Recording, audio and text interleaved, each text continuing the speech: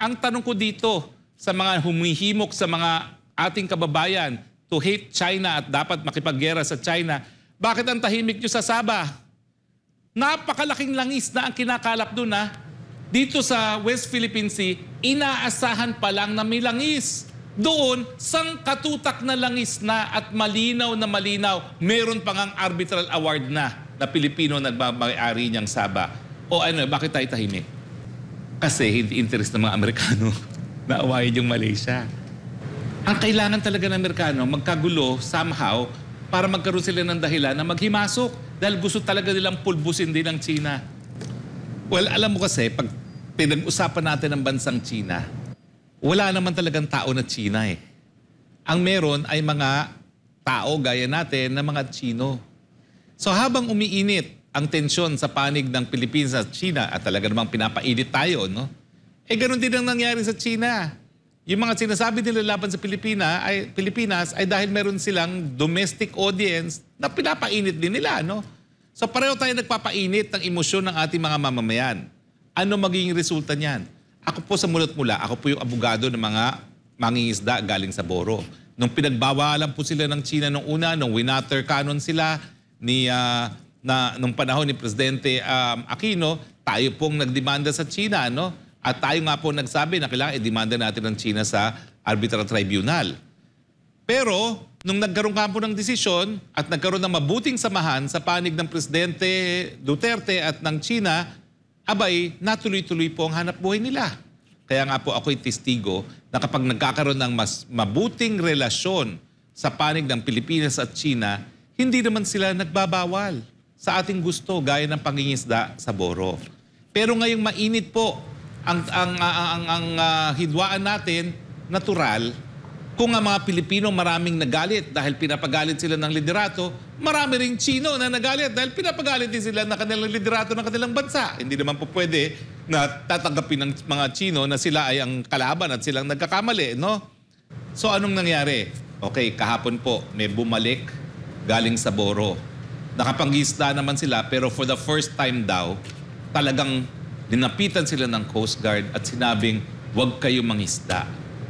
Inignore lang nila at nangisda pa rin sila at pinayagan naman silang mangisda.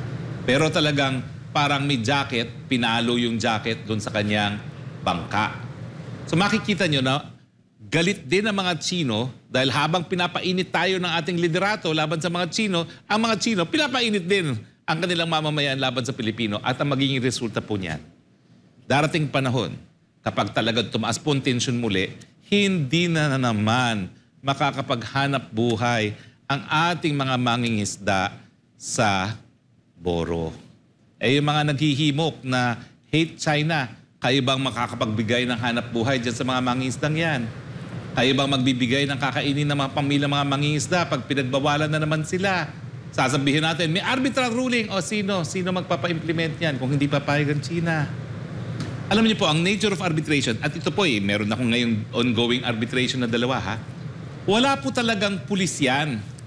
Kaya dapat yung arbitration, nangyayari na tinatanggap ng parehong partido. Dahil isa lang sa mga partido ang mananalo sa arbitration, kinakailangan mapaniwala mo ang parehong partido bago meron pang isang manalo na katanggap-tanggap ang kahit anong desisyon ng arbitration. So, bagamat tama po ang nangyari na talagang pumayag naman ang lahat ng kasapi sa UNCLOS na kapag meron silang issue na ang solusyon ay nakasaad sa UN Convention on the Law of the Sea, ay dapat magkaroon ng mandatory dispute settlement procedure para nga po wala ng gera dahil sa mga issue ng karagatan. Nakakaapekto po yan kung kilalanin ng kabilang partido yung arbitral award. Kaya wag tayo magpilit na, sige, dahil pumayag naman kayo sa jurisdiction, tuloy-tuloy. Dahil pag hindi pumayag ang isang partido, baliwala rin yung iyong panalo dahil wala nga pong pulis o sheriff na magpapa-implement. So, dun po sa isang arbitration ko ngayon, ang gusto ng partidong isa, yung arbiter lang na recommended nila. Natural, kapag ikaw nag-recommend ng arbiter, papanig sa'yo yan. Sabi ko, sige, bahala kayo. Pag hindi kayo pumayag na pati kami magkaroon ng arbiter, i-ignore namin to. Habulin nyo kami ng tambol. tignan natin kung kahit anong panalo nyo, susunod kami. O edi, pumayag na sila. Sige na nga, mag-nominate ka rin ng isang arbiter at yung dalawang arbiter na ninominate natin will nominate a third arbiter para nga ma-convince ako bilang abogado ng isang partido na patas ang magiging desisyon. Ganyan po ang nature ng arbitration. Kaya po binding ang award dahil tinanggap ng parehong partido. So yan po ang aking sinasabi. Oo, tama, legally, meron talagang provision na pag ikay kasapi ng UNCLOS, mandatory ang dispute settlement procedure. Kung hindi naman tutuparin ng kabilang partido, paano? Diba? Wala namang... Sino magpupulis? Lalong na ngayon, kung ang pag-uusapan ay yung environmental damage, ang magiging husga lang dyan, pera. Magkano ang naging danyos, no? Kung hindi naman nila kikilalanin niya, anong gagawin mo? Hahabulin mo yung mga assets. Ang problema, bagamat meron tayong convention na New York Convention, i-invoke naman ng China ang kanyang sovereign immunity. Yan po nangyari sa Sabah. Pag-usapan natin ng Sabah. Di ba nanalo ang Sultanate of Sulu? Napakalaki, parang $12 billion ata yun. Ano nangyari? Na-enforce ba nila? Siyempre, linalabanan ng Malaysia sa kahit anong hukuman. Kahit saan sa daigdig, lalabanan nila yan. At pag-usapan natin ng Sabah. Ang Sabah, meron ng langis. Bakit hindi tayo hate Malaysia, hate Malaysia? Dahil alam natin, kapitbahay. Alam natin, ASEAN. Alam natin na kapag ginulo natin ang Malaysia, guguluhin nila rin tayo dahil sila nagbigay ng armas at ng pondo sa MNLF. Nung nalaman nila na nagplano si dating Presidente Marcos Sr. na lusubin ang Sabah at nagkaroon nga ng Jebida Massacre at pinatay yung mga tausog na nagte-training para lumusob sa Sabah.